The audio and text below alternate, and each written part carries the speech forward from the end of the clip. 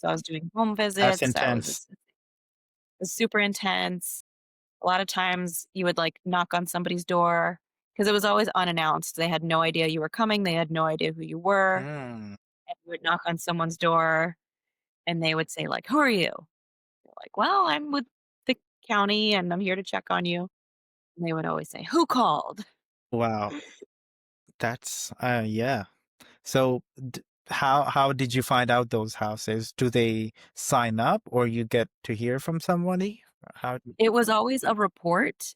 So that's why they would always say who called because someone had called to tell us like, "We think this person might need help," or "We think this person might be in trouble," okay. and we need you to go check on them.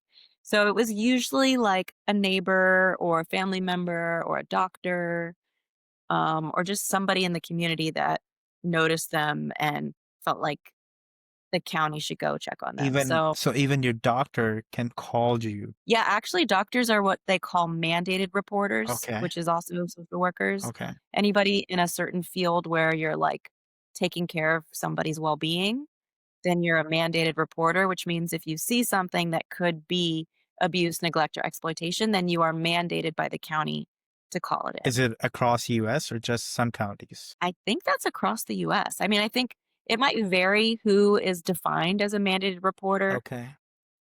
per jurisdiction, Oh. but pretty sure that's across the Oh, US. I thought the doctors cannot give it away, whatever it is. If somebody's in trouble and they need help, mm, it's That's kind of like when you're with a therapist and they're like, "I'm not gonna tell anybody what we talk about unless you say you're gonna harm yourself or somebody else." oh, so there are exceptions Right, that they for use. safety Wow. concerns. So how when you approach to somebody and they say who called you and what are the next step I'm not looks allowed to like? say. I wasn't allowed to Okay, I say. know that. There's a Yeah, reason behind it, but how do you right. handle that situation? Do they allow you to get into the house or what you do at that time? Sometimes they would, and sometimes they wouldn't. So, a lot of times I would try to use my charm and my, like, "Oh, I'm just here to, like, chat with you and see how you're doing," and, "Oh, I notice you have a cat in your house. Can I say hi to your cat?" Just, like, find some other way to get my foot in the door because they get very fixated on who called and, like, "I'm fine, leave me alone."